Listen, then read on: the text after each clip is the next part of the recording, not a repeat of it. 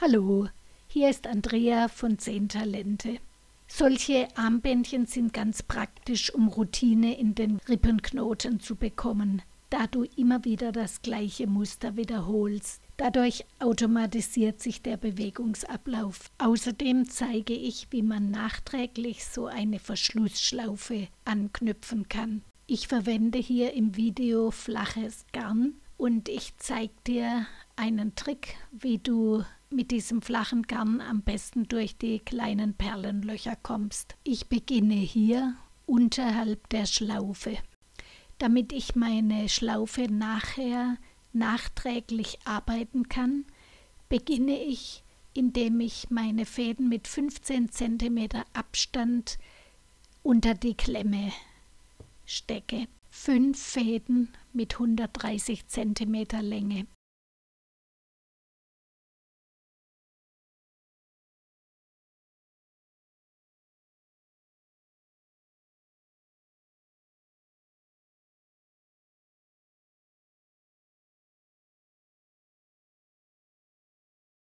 Ein Faden mit 50 cm Länge, der wird ebenfalls bei 15 cm Abstand unter die Klemme geklemmt. Die andere Farbe sieht man beim fertigen Band nicht, aber sie ist hilfreich, damit man leichter die Orientierung behält.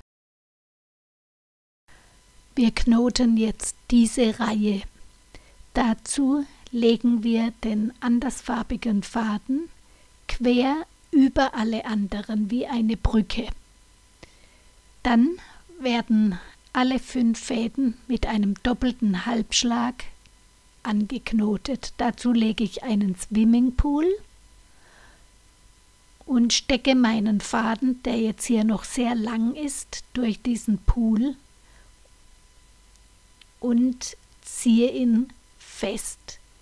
Dabei halte ich meinen Leitfaden, den andersfarbigen, sehr stramm. Das gleiche mache ich nochmal. So, mit 2 Halbschlägen habe ich einen Rippenknoten. Das gleiche, wie gesagt, mit allen Fäden.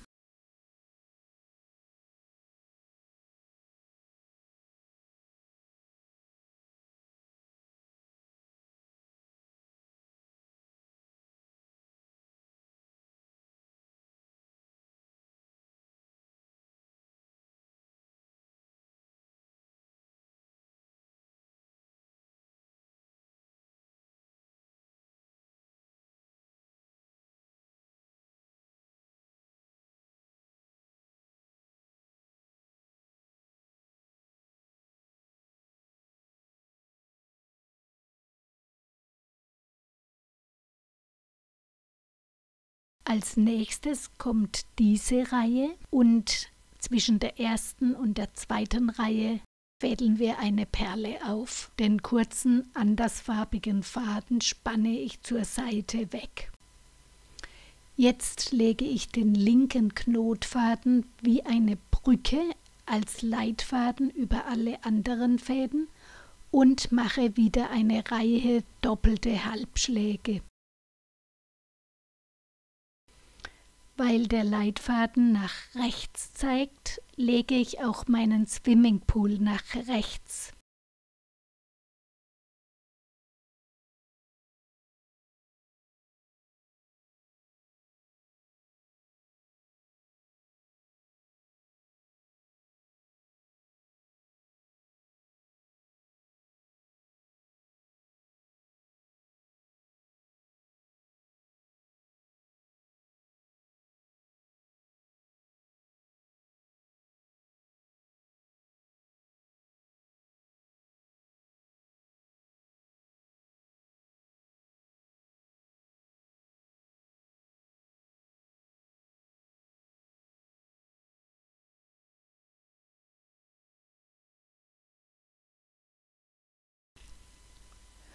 Auf den letzten Knotfaden fädle ich dann eine 2,5 mm Perle drauf. Da mein Faden ja flach ist, geht der nicht so gut durch dieses kleine Perlenloch wie ein runder Faden. Wie kriege ich diesen flachen Faden jetzt rund? Ganz einfach. Ich rolle den über meine Wachskugel drüber. Dann nimmt er gut Wachs auf und lässt sich danach schön rund rollen.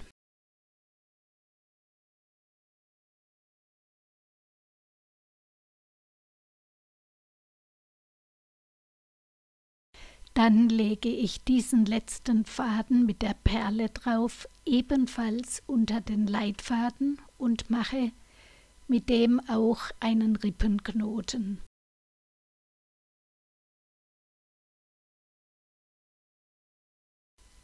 Dann nehme ich wieder den dunkelbraunen Faden ganz links, lege ihn wieder wie eine Brücke über alle anderen und mache doppelte Halbschläge.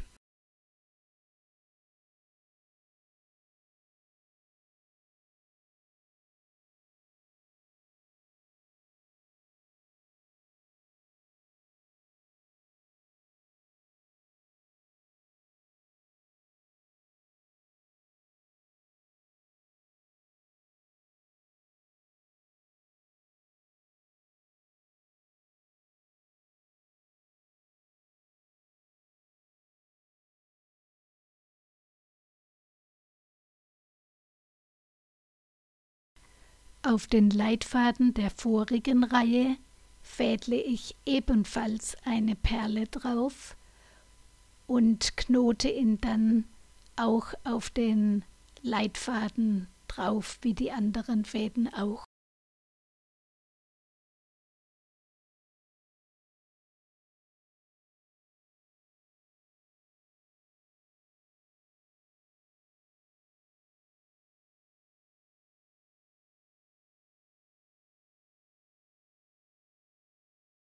Auf diese Weise mache ich noch 3 weitere Reihen, jeweils mit einer Perle am Schluss.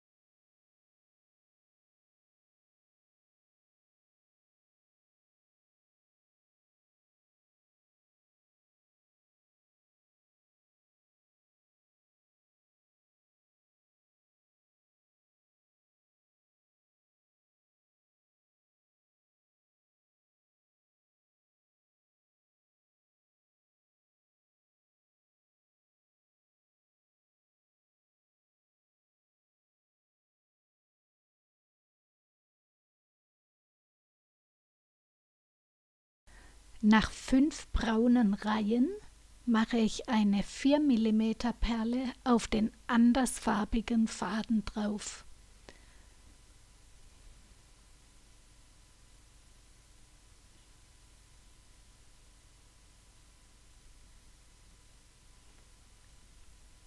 Dann lege ich diesen andersfarbigen Faden wie eine Brücke über die 5 braunen Fäden.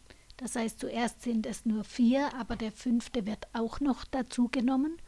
Und ich mache eine Reihe Rippenknoten nach links um diesen andersfarbigen Leitfaden. Die ersten beiden Fäden ziehe ich sehr fest an. Bei den anderen kann ich dann langsam einen kleinen Abstand lassen, damit meine Perle dazwischen Platz hat. Und das darfst du nicht vergessen, dass auch hier auf den letzten Leitfaden der letzten Reihe eine Perle drauf muss, sodass du insgesamt auf der rechten Seite 6 Perlen hast.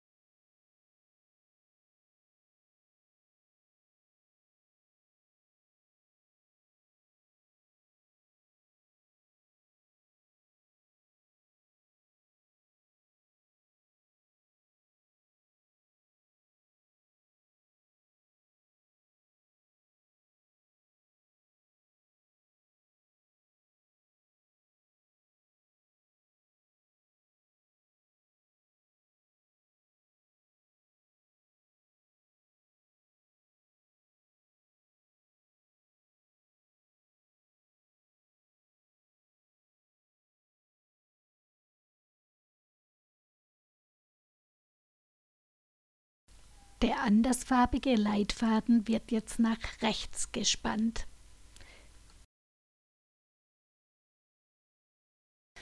Der rechteste braune Faden wird jetzt als Leitfaden wie eine Brücke über alle anderen gelegt und die anderen 4 Fäden machen eine Reihe doppelte Halbschläge, also eine Reihe Rippenknoten, nach schräg links oben.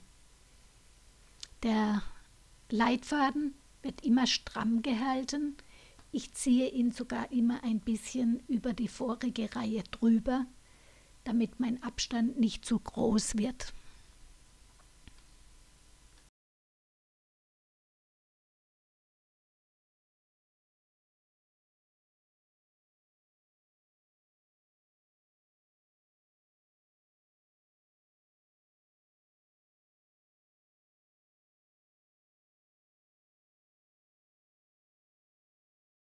Auch hier wird wieder auf jeden letzten Faden eine Perle draufgefädelt und dieser Faden dann auch noch angeknotet.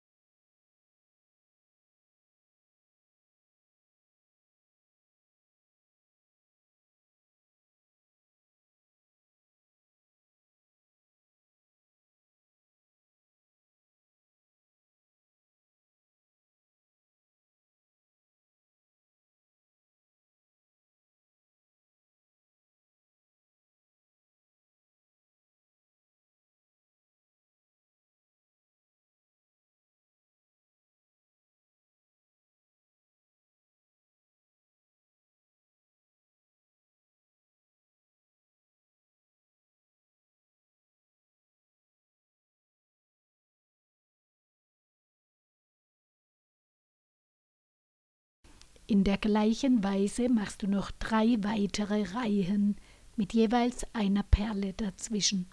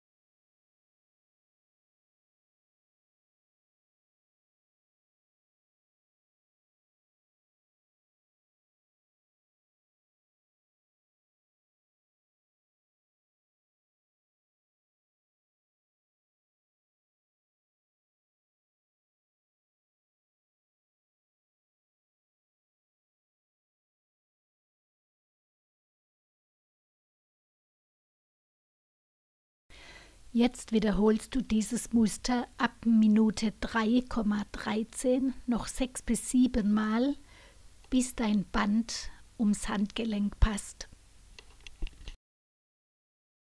Am Schluss machst du noch mit den 15 cm Fäden deine Verschlussschlaufe.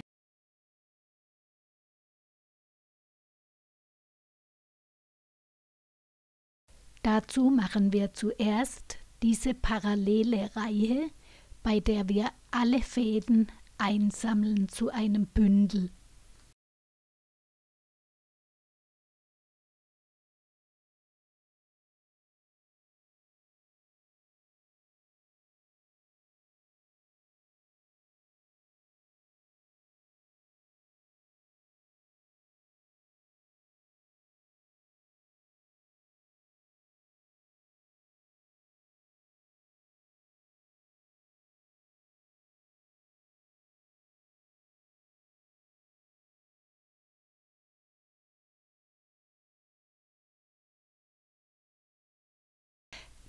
Achtung, mit dem letzten Knotfaden machen wir einen Halbschlag nach rechts, dann tauschen wir unten drunter durch und machen einen Halbschlag nach links. Dann gehen wir noch unter den andersfarbigen Leitfaden drunter durch und machen um den herum einen Rippenknoten nach links. Wir holen nochmal einen Faden aus dem rechten Bündel, denn das hat jetzt 4 Fäden, und wechseln rüber zum linken Bündel und machen einen Rippenknoten um das linke Bündel herum. Jetzt ist die rechte Reihe kürzer als die linke, deswegen müssen wir mit dem rechten Faden nochmal einen doppelten Halbschlag nach rechts machen um das rechte Bündel herum.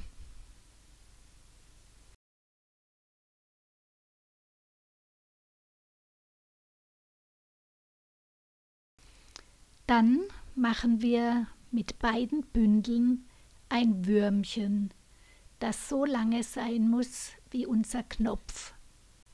Also ehrlich gesagt habe ich mein Würmchen so lange gemacht, bis mein Faden aus war, denn ich habe so viele Knöpfe in meiner Knopfkiste, dass ich immer einen passenden finde.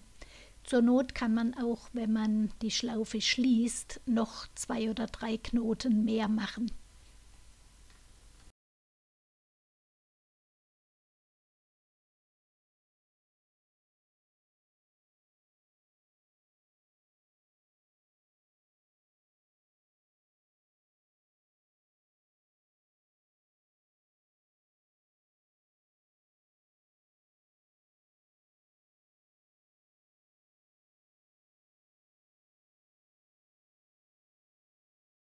Wenn mein Knotfaden sehr kurz ist, komme ich mit dem Leitfadenbündel dem Knotfaden entgegen, indem ich den schon verbiege und zur Schlaufe lege und dann den Knotfaden hindurchstecke. Beim Festziehen muss ich dann aber dieses Leitfadenbündel wieder stramm ziehen.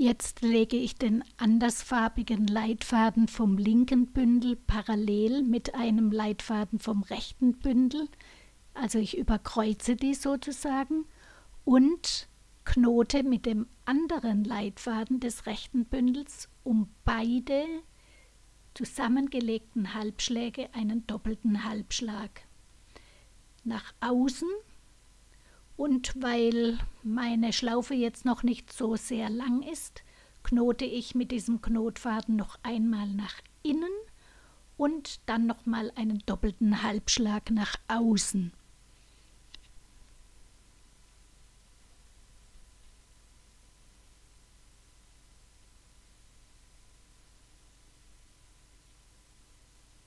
Genau das gleiche mache ich jetzt auf der anderen Seite. Ich lege meine Leitfäden wieder parallel,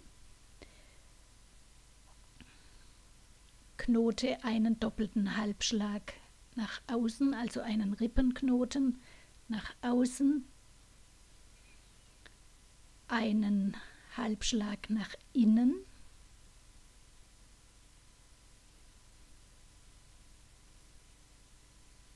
und wieder einen doppelten Halbschlag nach außen.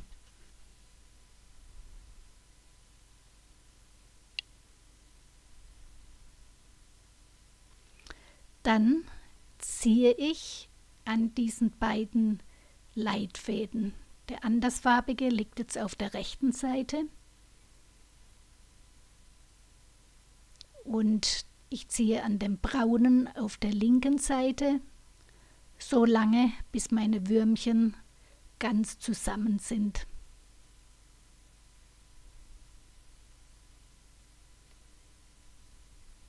Dann ziehe ich nochmal meine beiden Knotfäden stramm, dass ich eine richtig schön gleichmäßige Schlaufe habe, und schneide alle Restfäden ab und verschmore sie.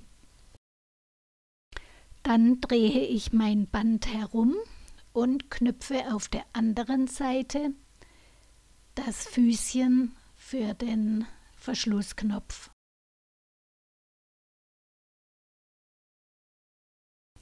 Dazu knote ich wieder eine senkrechte Reihe nach unten parallel zur letzten Reihe und sammle dabei wieder alle Knotfäden zum Bündel ein.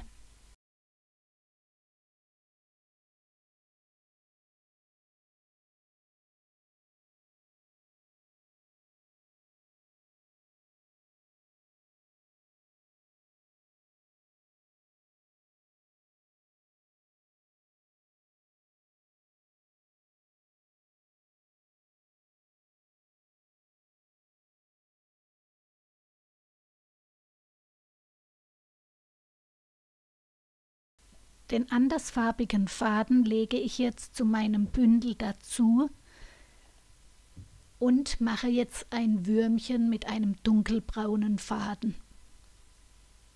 Das Würmchen soll ungefähr so lang sein wie die Schlaufe.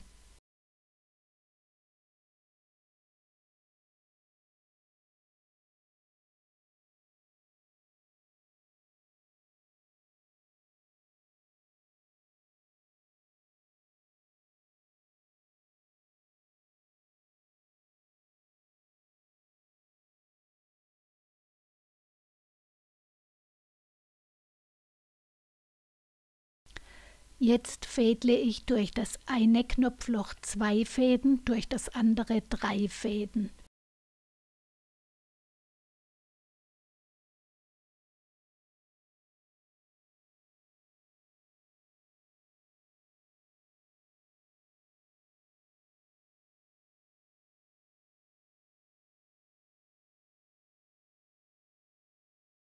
Den restlichen Würmchenknotfaden schneide ich kurz ab und verschmore ihn vorsichtig.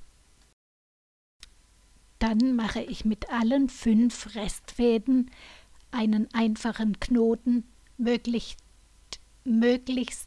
dicht und fest am Knopf. Dazu ziehst du am besten die Fäden gegeneinander, dann rutscht der Knoten ganz zum Knopf hin. Am Schluss ziehe ich nochmal an jedem Faden einzeln, schneide alle Restfäden ab und verschmore sie.